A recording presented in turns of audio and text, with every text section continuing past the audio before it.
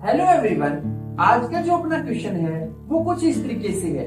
2 की power x plus में 8 की पावर x और इक्वल टू में है आपका 68 और हमें फाइंड क्या करना है x की वैल्यू। तो अपन देखें तो ये जो 2 की पावर x है इसे एज इट इज यहाँ लिख लिया, प्लस में ये जो 8 की पावर x है इसे क्या लिख सकते हैं? जी हाँ, 8 की पावर जो x है इसे लिख सकते हैं 2 की पावर 3 और होल पावर x, क्योंकि 2 का क्यूब 8 होता है और इक्वल टू में जो 68 है वो 68 यहाँ लिख देंगे। तो अब यहाँ पर एक आइडेंटिटी है क्या कि a की पावर m और होल पावर n, तो आ जाता है इक्वल टू में a की पावर mn, यानी यहाँ लिख देंगे 2 की power x as it is plus ये जो 2 की पावर 3 और होल पावर x है इसे क्या लिख देंगे? इसे लिख देंगे 2 की पावर 3x और इक्वल टू में है आपका 68। अब देखिए ये जो मेरा 2 की पावर x है इसे मैंने लेट कर लिया m, यानी जहां पर मुझे 2 की पावर x दिखेगा वहां मैं पुट कर दूंगा m। तो ये इक्वेशन कुछ इस तरीके से बन जाएगी m प्लस m क्यूब और इक्वल टू में 68।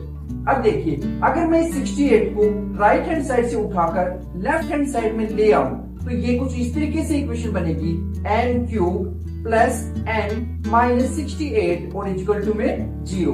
अब देखिए ये जो आपका 68 है इसे मैं दो तरीके से ब्रेक कर रहा हूँ, यानी एक ऐसा नंबर जो परफेक्ट किसी का क्यूब हो, यानी 64 प्लस 4, 68 को तोड़ सकता हूँ और 64 जो है ये 4 का क्यूब होता है, यानी यहाँ लिख दूंगा n cube plus m minus 64 minus 4 और इक्वल टू में 0। अब ये जो 64 है और ये जो m क्यूब है दोनों को थोड़ा पास रख देता हूँ कुछ इस तरीके से n cube minus 64 plus m minus 4 और इक्वल टू में 0। अब देखिए ये जो आपका m क्यूब और ये जो 64 है इसको लिख सकता हूँ m cube minus 4 cube plus m minus 4 equal to 0।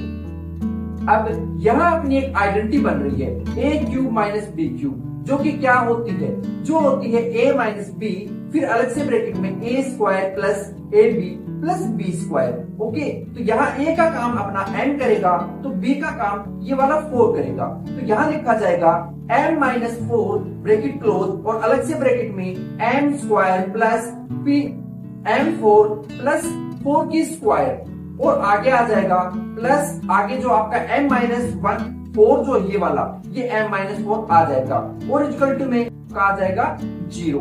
अब देखिए यहाँ m माइनस 4 है और यहाँ पर भी m माइनस 4 है, यानी इसे अपन कॉमन ले सकते हैं। तो इसे जब कॉमन लेंगे तो यहाँ आ जाएगा m माइनस 4 और यहाँ कॉमन में आएगा m square plus 4m plus 16 और प्लस में 1 और इक्वल टू में 0। ठीक है जी। अब ये जो m माइनस 4 है इसे इसका फैक्टर बन चुका है, यानी मल्टीप्लीकेशन में आ गए हैं, तो दोनों को 0 के इक्विवेलेंट ले लेंगे तो ये तो आ जाएगा m माइनस 4 इक्वल टू 0, यानी इसे सोल्व करेंगे तो m की वैल्यू 4 मिलेगी। जबकि ये जो पोर्शन है इसे 0 के इक्विवेलेंट लेते हैं तो ये लिखा जाएगा m स्क्वायर प्लस 4m और प्लस में 16 और 1 17 और इक्वल टू में 0। तो सबसे पहले अपन इसका नेचर चेक करते हैं, यानी b स्क्वायर माइनस 4ac के अंदर इसको डालकर, जहाँ a कौन है 1, b कौन है ये जो 4 है वो, और c कौन है 17।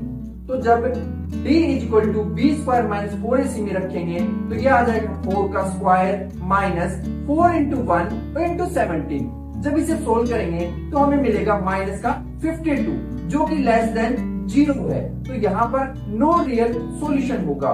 इट मींस ओनली अपनी n की जो वैल्यू है वो 4 ही होगी। अब देखिए हमने लेट क्या किया था n को, हमने लेट किया था 2 की power x equal to m, यानी यहाँ m की वैल्यू 4 रख देते हैं तो यहाँ आ जाएगा 2 की पावर x इक्वल टू 4।